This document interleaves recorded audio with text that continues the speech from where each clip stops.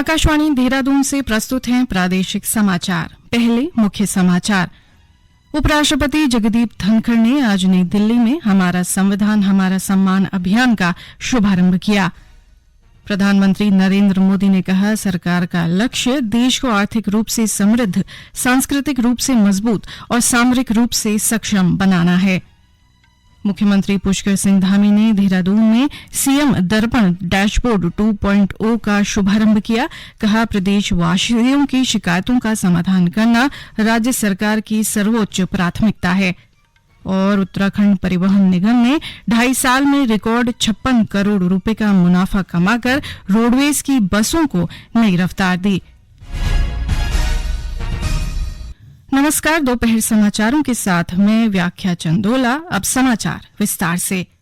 उपराष्ट्रपति जगदीप धनखड़ ने भारतीय गणतंत्र के 75वें वर्ष के उपलक्ष्य में आज नई दिल्ली में वर्ष भर चलने वाले अखिल भारतीय हमारा संविधान हमारा सम्मान अभियान का शुभारंभ किया।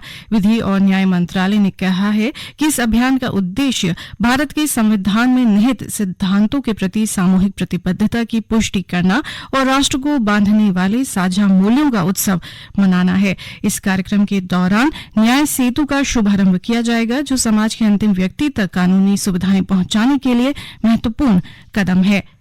प्रधानमंत्री नरेंद्र मोदी ने नेताजी सुभाष चंद्र बोस की जयंती पराक्रम दिवस के अवसर पर उनके आदर्शों और सपनों को पूरा करने की सरकार की प्रतिबद्धता दोहराई। नई दिल्ली के लाल किले में पराक्रम दिवस समारोह में श्री मोदी ने कहा कि नेताजी देश के युवाओं के लिए आदर्श हैं। उन्होंने कहा कि आज देश का युवा जिस प्रकार अपनी संस्कृति, संस्कार और भारतीयता पर गर्व कर रहा है, वह अभूतपूर्व है। पूरा विश्व भारत की सांस्कृतिक चेतना के एक ऐतिहासिक पड़ाव का साक्षी बना है। भव्य राम मंदिर में प्राण प्रतिष्ठा की ऊर्जा को, उन भावनाओं को पूरे विश्व ने, पूरी मानवता ने अनुभव किया है। और आज हम नेताजी सुभाष चंद्र बोस की जन्म जयंती का उत्सव मना रहे हैं। प्रधानमंत्री ने कहा कि सरकार का लक्ष्य देश को आर्थिक रूप से समृद्ध और सांस्कृतिक रूप से मजबूत तथा रणनीतिक रूप से सक्षम बनाना है। उन्होंने कहा कि भारत लंबे समय तक अपनी रक्षा और सुरक्षा आवश्यकताओं के लिए विदेशों पर निर्भर रहा था, लेकिन अब परिदृश्य बदल गया है। सरकार भारत की सशस्त्र सेनाओं को आत्मनिर्भर बनाने में लगी हुई है। प्रधानमंत्री ने सुभाष चंद्र बोस की तत्कालीन इंडियन नेशनल आर्मी के दिग्गज लेफ्टिनेंट आर माधवन को सम्मानित किया। श्री मोदी ने भारत पर्व का भी शुभारंभ किया। प्रधानमंत्री नरेंद्र मोदी के परीक्षा पे चर्चा कार्यक्रम की 7वीं कड़ी इस महीने की 29 तारीख को आयोजित होगी। शिक्षा मंत्रालय के अनुसार इस अनूठे संवाद कार्यक्रम में इस वर्ष 4000 से अधिक प्रतिभागी प्रधानमंत्री मोदी के साथ चर्चा करेंगे। ये कार्यक्रम नई दिल्ली के भारत मंडपम में आयोजित किया जाएगा। क्या है इस परीक्षा पे चर्चा में जो स्टूडेंट्स की एग्जाम स्ट्रेस को दूर कर देता है? क्या है इस परीक्षा पे चर्चा में जो टीचर्स और पेरेंट्स की दुविधा को मिटाता है? क्या है इस परीक्षा पे चर्चा में जो जीवन को उत्सव के रूप में मनाने के लिए प्रेरित करता है? क्या है इस परीक्षा पे चर्चा में जो इसके 7वें एडिशन में 2 करोड़ 26 लाख लोगों को हिस्सा लेने के लिए प्रोत्साहित करता है? मिलेंगे सभी सवालों के जवाब जब जुड़ेंगे स्टूडेंट्स, टीचर्स और पेरेंट्स प्रधानमंत्री नरेंद्र मोदी जी के साथ। परीक्षा पे चर्चा 2024 29 जनवरी सुबह 11 बजे।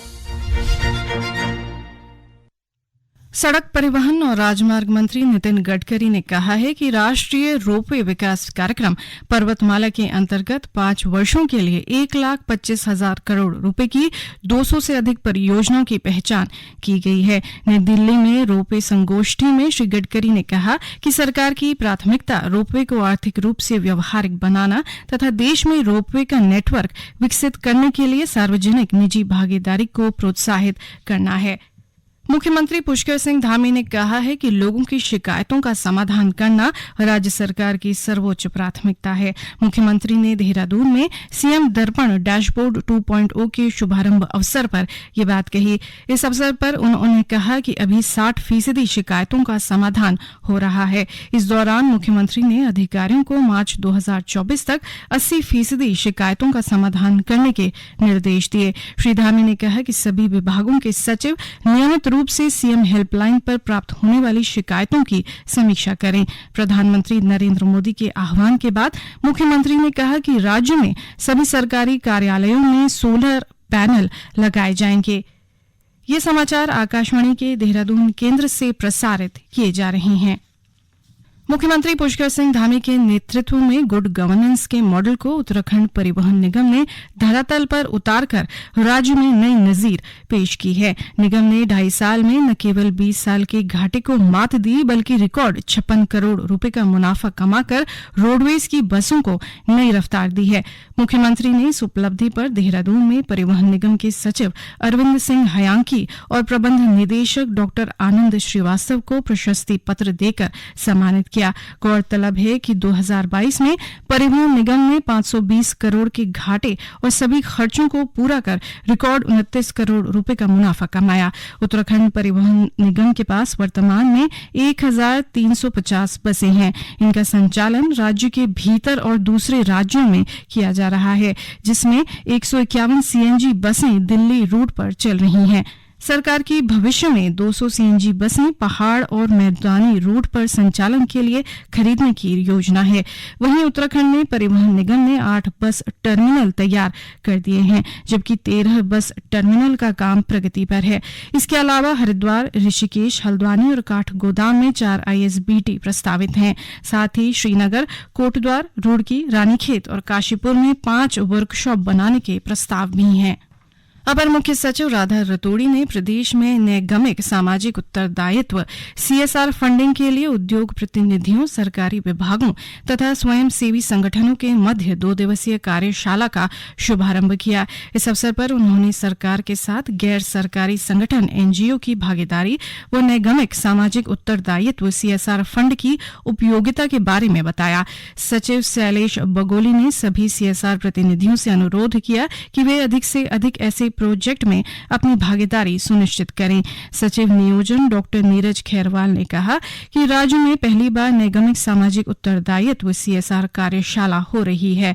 विभिन्न विभाग इसका अधिक से अधिक लाभ उठा सकते हैं। कार्यशाला में लगभग 30 कॉर्पोरेट हाउस द्वारा प्रतिभाग किया गया। इस दौरान राज्य सरकार के मुख्य रूप से सभी विभागों के प्रतिनिधि उपस्थित रहे।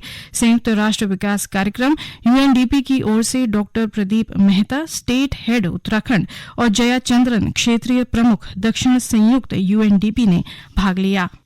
अयोध्या में श्री राम लला के दर्शन के लिए कल हरिद्वार से पहली अयोध्या आस्था स्पेशल रेल रवाना होगी। भारतीय रेलवे की इस पहल से प्रदेश के राम भक्तों को आवागमन सुविधा होगी। विश्व हिंदू परिषद के प्रदेश संगठन मंत्री अजय कुमार आर्य ने बताया कि दर्शन के लिए जाने वाले श्रद्धालुओं की सूची तैयार हो चुकी है। उन्होंने कहा कि श्रद्धालुओं के अयोध्या पहुंचने पर दर्शन की व्यवस्था राम जन्मभूमि तीर्थ क्षेत्र ट्रस्ट की ओर से की जाएगी। हरिद्वार के स्टेशन अधीक्षक दिनेश कुमार के अनुसार 22 कोच की आस्था स्पेशल रेल 3:35 पर हरिद्वार से चलकर मुरादाबाद, रामपुर, बरेली, आलमपुर और लखनऊ होते हुए अयोध्या पहुंचेगी। प्रदेश पुलिस 34वें सड़क सुरक्षा माह 2024 के तहत लोगों को सड़क सुरक्षा और यातायात नियमों के संबंध में विभिन्न माध्यमों से जागरूक करने में जुटी है। इसी कड़ी में देहरादून के यातायात निरीक्षक अर्जुन सिंह ने शहर के दिलाराम चौक, सर्वे चौक, घंटाघर, रिस्पना पुल पर छात्रों को सड़क सुरक्षा तथा यातायात नियमों के संबंध में महत्वपूर्ण जानकारियों के लिए तैयार कर यातायात कार्टून पुस्तक का वितरण किया। श्री सिंह ने बताया कि यातायात कार्टून पुस्तक छोटे बच्चों को कार्टून के माध्यम से यातायात जागरूकता के लिए तैयार की गई है, ताकि बच्चे इनको उत्सुकता के साथ पढ़कर इनका अनुसरण करें। अंत में मुख्य समाचार एक बार फिर।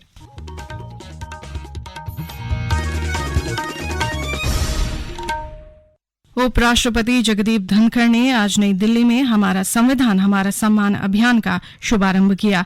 प्रधानमंत्री नरेंद्र मोदी ने कहा, सरकार का लक्ष्य देश को आर्थिक रूप से समृद्ध, सांस्कृतिक रूप से मजबूत और सामरिक रूप से सक्षम बनाना है। मुख्यमंत्री पुष्कर सिंह धामी ने देहरादून में सीएम दर्पण डैशबोर्ड 2.0 का शुभारंभ किया। कहा, प्रदेश वासियों की शिकायतों का समाधान करना राज्य सरकार की सर्वोच्च प्राथमिकता। और उत्तराखंड परिवहन निगम ने 2.5 साल में रिकॉर्ड 56 करोड़ रुपए का मुनाफा कमाकर रोडवेज की बसों को नई रफ्तार दी। इसके साथ ही प्रादेशिक समाचार का ये बुलेटिन समाप्त हुआ। नमस्कार।